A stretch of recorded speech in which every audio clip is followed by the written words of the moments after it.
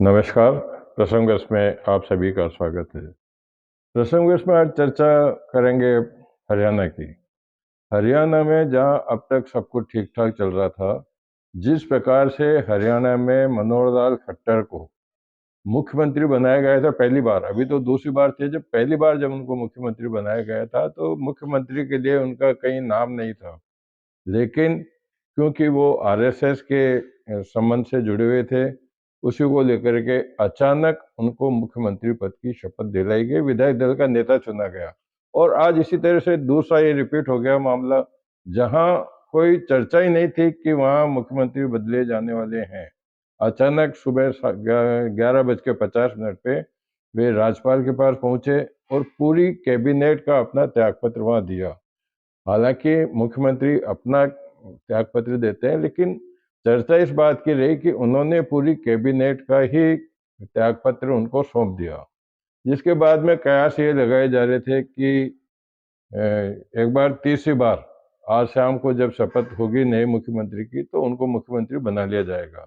लेकिन कहने को यह बताया गया कि वहाँ जो बीजेपी जे पार्टी का जो गठबंधन था, उसमें विरोधाभास हो गया, जिसको लेकर के वहाँ के जो मंत्री थे दुष्यंत चौटाला, उन्होंने भी अपनी गाड़ी लौटा दी थी, अपना स्टाफ उन्होंने लौटा दिया था और चर्चा ये थी कि आपस में इनके गठबंधन समाप्त हो गया। लेकिन राजनीतिक विश्लेषकों का मानना यह है कि ये सब नाटक जातिगत समीकरण को साधने के लिए बीजेपी ने हथकंडा अपनाया। इसी तरह का हथकंडा उन्होंने गुजरात में भी अपनाया था। गुजरात में भी सरकार आराम से चल रही थी, लेकिन अचानक उन्होंने बीच में चुनाव से पहले मुख्यमंत्री बदल दिया। तो ये वहाँ सब कुछ नाटक चला। उसके बाद में चर्चाएं कई नामों को लेकर के रही, लेकिन विधायक दल की जब बैठक हुई, अर्जुन मुंडा जो वहाँ पर्यवेक्षक थे, तरुण चौक पर्यवेक्षक के रूप में, ऑब्जर्वर के रूप में आए थे, उन्होंने वहाँ आकर के और नायब सिंह सैनी का नाम विधायक दल के अध्यक्ष के लिए चुना, तो उसको उन्होंने स्वीकार कर लिया और अब राजनीतिक चौसर वहाँ बिछाई गई है।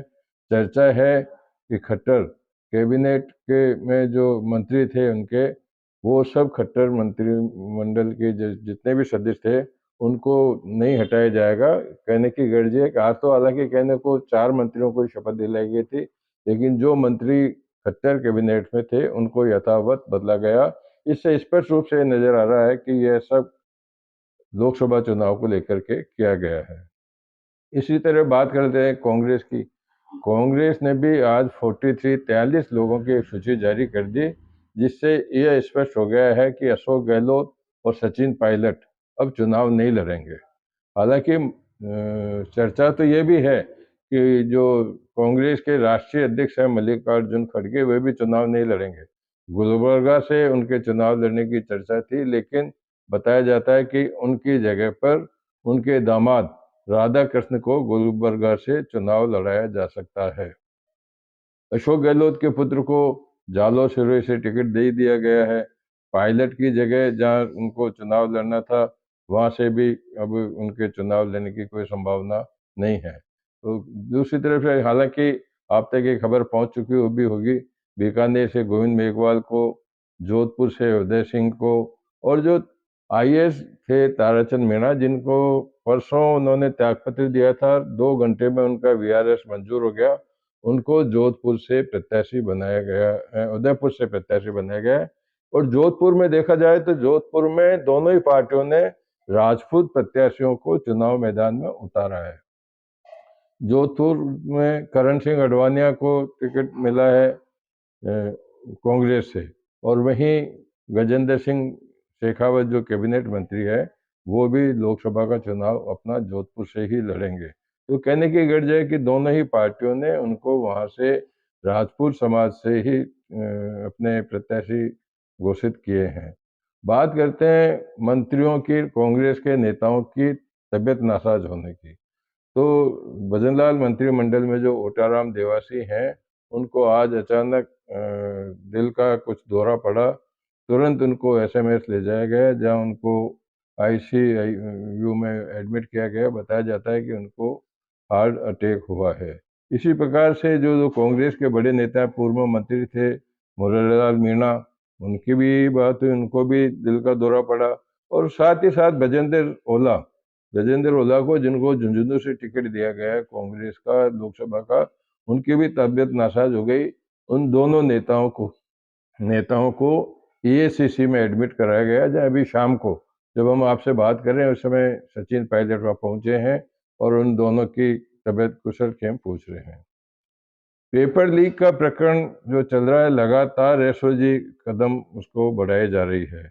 तो आज इसमें दो बड़े कदम एसओजी के रहे। हालांकि एसओजी का तो एक ही था, लेकिन एक एसीबी का भी रहा। एसीबी ने आज आरपीएससी में जो मेंबर है संगीता आर्य, जो पूर्व सीएस की पत्नी हैं, उनके आवास पर आज एसीबी ने छापा मारा। लगभग 3 घंटे तक उनसे पूछताछ की, लेकिन एसीबी ने खुलासा नहीं किया है कि उन्होंने क्या कुछ उसमें पाया। लेकिन यह बताया जाता है कि पेपर लीक मामले में जिन एक नेता को, कांग्रेस के नेता को पहले गिरफ्तार किया गया था, उनके ही कहने पर आज ये कार्रवाई की गई। इसी प्रकार से भरतपुर में भी एसओजी ने एक कार्रवाई की है। भरतपुर के अंदर वहाँ उन्होंने एक सब इंस्पेक्टर को गिरफ्तार राउंड अप किया है। उन पर आरोप है कि उन्होंने भी हालांकि वो 2014 के बैच के हैं, लेकिन पेपर लीक मामले में उनकी भी भूमिका थी, तो उनको भी राउंड अप किया गया है। सीए की बात करते हैं तो सीए का विरोध भी जारी है, पक्ष भी जारी है। पक्ष की अगर बात की जाए तो राष्ट्रीय मुस्लिम सभा के जो अध्यक्ष हैं साहिब आलम, उन्होंने एक बयान जारी किया है जिसमें उन्होंने कहा है कि सीए के मामले में पड़ोसी देशों से अगर कोई पीड़ित लोग हिंदुस्तान आना चाहते हैं तो उनका स्वागत है। लेकिन ममता बनर्जी कल से इस मामले में लेकर विरोध जारी कर रही है। उनका कहना है कि यह सब चुनावी हथकंडा है। चुनाव के समय में इस तरह का सीए का जो उन्होंने अध्यादेश जारी करके लोगों को भ्रमित करने की कोशिश की है।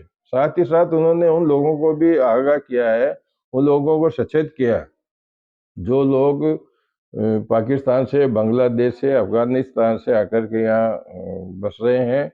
उनको कहा कि आप आवेदन नहीं भरें।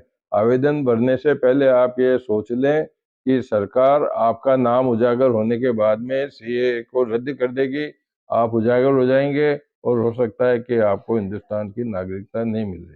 तो ये मामला अभी भी चलेगा, लेकिन अमित शाह ने आज एक बयान जारी करके कहा है कि हमने जो 2019 के लोकसभा के चुनाव में जो घोषणा पत्र में जो सीए का एक हमने आश्वासन दिया था, उसको हमने पूरा कर दिया है।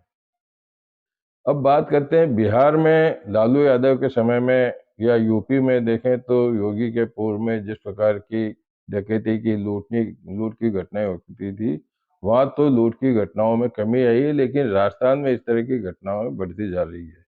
बिहार की तर्ज पर ही आज लक्ष्मणगढ़ के अंदर एक ऐसा लूट का मामला सामने आया, जहां दो लोग बाइक पर जा रहे थे और जो एक बैंक का लोन ग्रुप का जो अधिकारी था, वो 1,26,000 रुपये लेकर के और जा रहा था बैंक में जमा कराने के लिए। तो वहाँ उनको फायरिंग करके उनसे 1,26,000 रुपये इन दोनों ने लूट लिए, मोटरसाइकिल वहीं छोड़ दी और पैदल खेतों में छुप गए।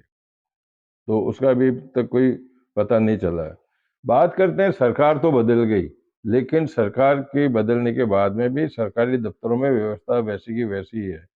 राजस्थान में ही नहीं, पूरे हिंदुस्तान में जीएडी एक सामान्य प्रशासन विभाग होता है, जिनका दायित्व है कि सरकारी कार्यालयों में समय समय पर वे बिना किसी सूचना के पहुंचें और वहाँ की स्थिति को देखें। विशेष रूप से जो सुबह 9:30 बजे का समय होता है, लंच में जिनको जो 1:30 2 बजे का समय होता है, कार्यालय छोड़ने का समय होता है, उससे पहले या उसके बाद में अगर कोई कर्मचारी वहाँ से गायब पाया जाता है तो उनके खिलाफ कार्रवाई की जाती है। तो आज कोटा में ये दृश्य देखने को मिला, जहां कोटा में संभागीय आयुक्त ने अचानक आज सरकारी कार्यालयों का निरीक्षण किया, तो वहां 166 कर्मचारी और अधिकारी नदारद मिले। तो कहने का मतलब ये है कि सरकार बदल गई, लेकिन व्यवस्थाएं वही है। अब मुख्यमंत्री खुद लगातार जब से मुख्यमंत्री बने हैं, मैं समझता हूं कि कोई ही दिन ऐसे गए हों जिस दिन वो मुख्यालय पर रहे हों। अक्सर वे दौरे पर ही रहते हैं। आज भी वे सुबह जैसलमेर गए थे, जहाँ रेल मंत्री द्वारा जो प्रधानमंत्री द्वारा जो प्रदेश में देश के अंदर 85,000 करोड़ रुपए की योजनाओं का शिलान्यास और उद्घाटन का कार्यक्रम किया था, उसमें जैसलमेर रेलवे स्टेशन पर जो लोकार्पण का कार्यक्रम था उसमें शामिल हुए। इसके बाद में चित्तौड़ में भी गए, चित्तौड़ में भी वहाँ उन्होंने कई सभाओं को संबोधित किया। शाम को वो उदयपुर के डबोक एयरपोर्ट पर, अभी जब आपसे बात कर रहा हूँ तो डबोक एयरपोर्ट पर वहाँ हैं, जहाँ भाजपा कार्यकर्ताओं से रूबरू हो रहे हैं। तो आज की चर्चाओं में प्रमुख रूप से जो बातें सामने थी उनको मैंने आपके सामने प्रस्तुत किया है। कल फिर नई चर्चाओं के साथ मैं आपके सामने उपस्थित होऊंगा। तब तक के लिए नमस्कार। करने के लिए है और यहाँ पर आरपीएससी जो मेंबर हैं संगीता जो इनिशियल जो इन्वेस्टिगेशन हुई थी उसमें 3-4 दिन के बाद ये स्टेटमेंट भी आया आरपीएससी किसी आदमी का मेंबर का अधिकारी का नाम नहीं आया। ओरिजिनल परिवार आया था जिसमें गिरसागर सहित 4 लोगों को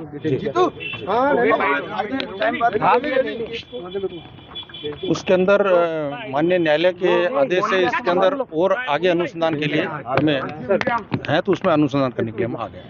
एक बार कंफर्म हो जाए।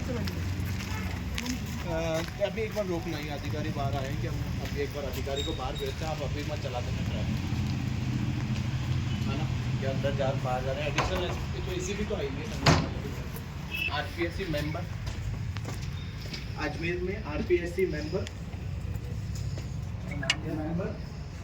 संगीता आर्या के घर पर पहुंची जयपुर एसीपी की टीम।